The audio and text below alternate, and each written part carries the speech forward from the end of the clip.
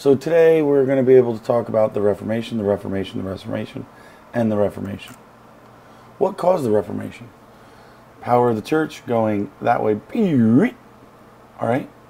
The number of people reading and thinking are going, and that's going to cause a problem. And don't forget, like Wu-Tang said, cream, cash rules everything around me. Don't underestimate the money piece here. All right?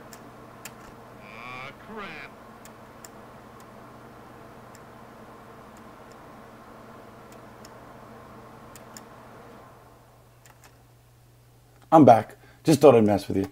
So people don't like the church because it's too worried about money. They're thinking differently because of the Renaissance and because of the printing press. They're reading these ideas and they're thinking, why does the church have all this power? Why does the church have all this money? It doesn't quite make sense to me. They find the church is too interested in worldly things, too secular. Why does the church care about some of the things it cares about? It's none of its business. And really what also they're saying is, wow, I pay a lot of money. They paid what was called a tithe. 10% of all the money they made went to the church. And it's building fancy buildings in Rome. And they're like, remember Rome here in Italy. It's, all my money's going to Rome, but I live here. That doesn't make sense to me. And there had been some criticism of the Catholic Church, corrupt leaders, extravagant popes who live where? Italy. And we have poorly educated priests who became priests partly because the Black Plague had done this to a lot of previous priests. Jan Hus, John Wycliffe, first people saying, wait a second.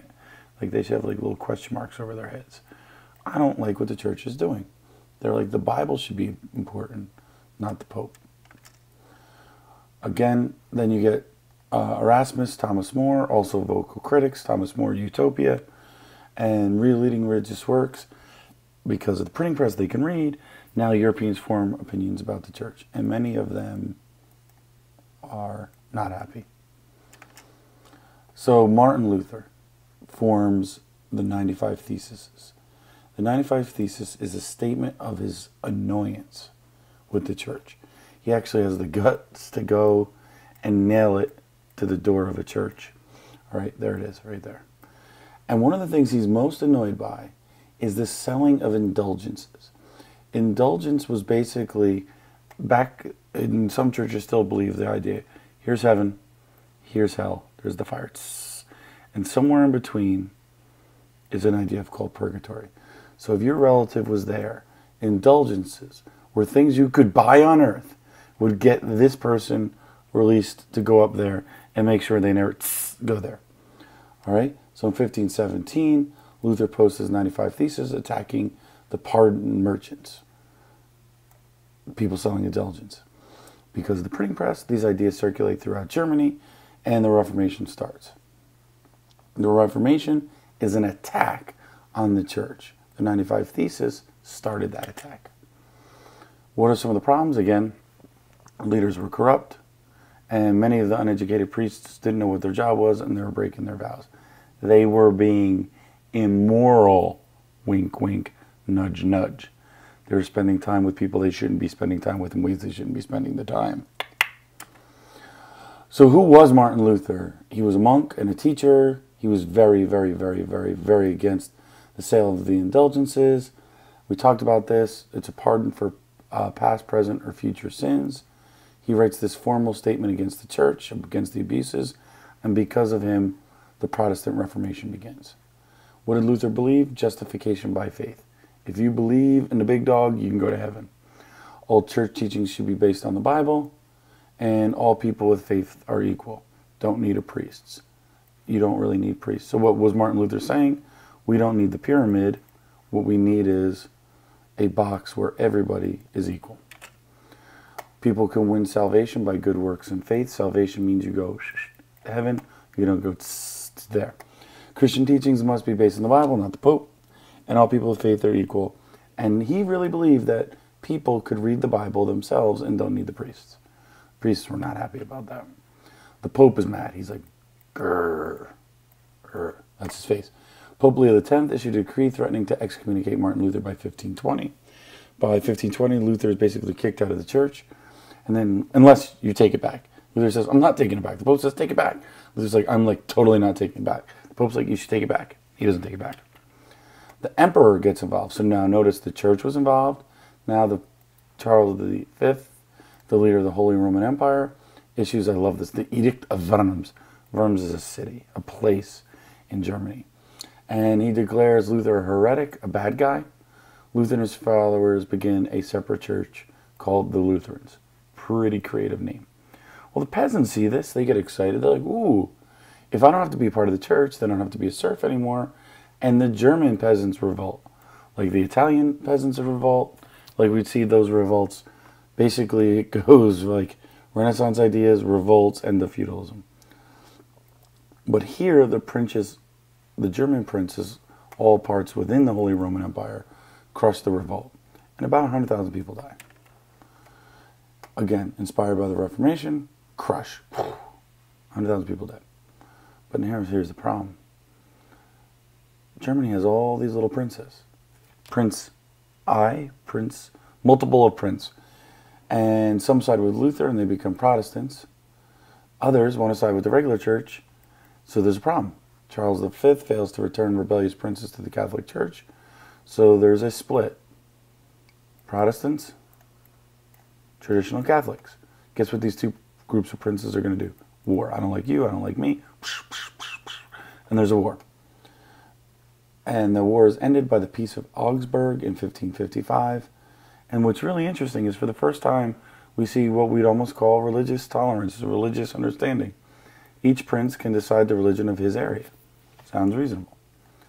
Now the idea spreads to England. Henry VIII, IM, wants a son. He's only got a daughter. He wants a divorce because his wife keeps giving him daughters.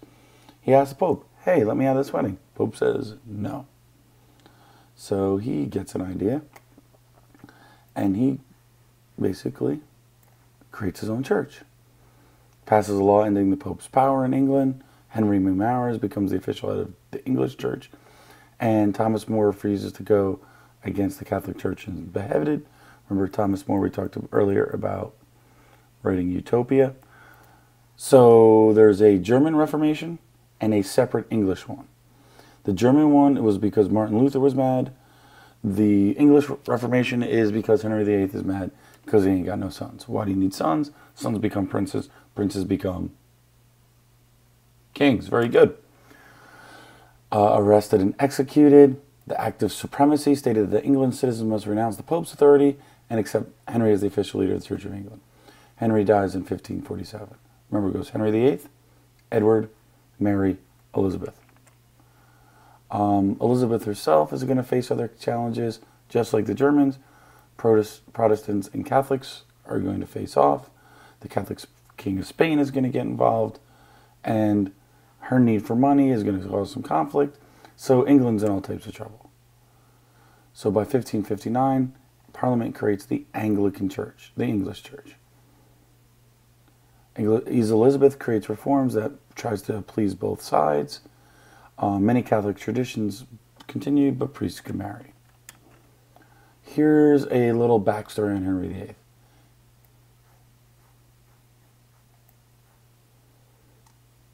All right.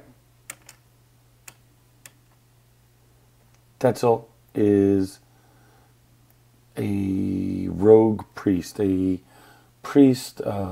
bishop who's selling these indulgences. Luther protests. Pope excommunicates Luther. The Holy Roman Empire. This is a political term here, or political action.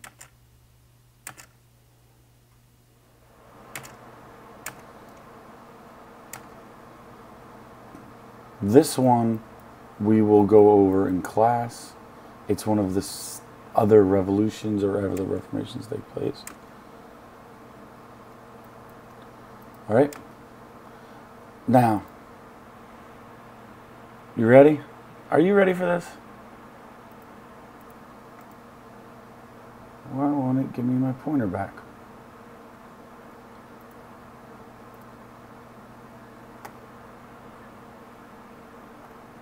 So this video will be a little long because of this.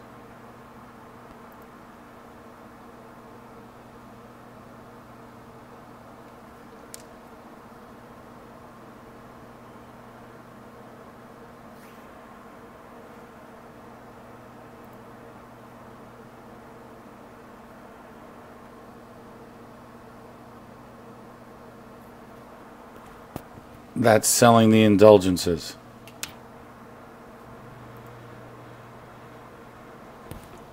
That's Martin Luther nailing his...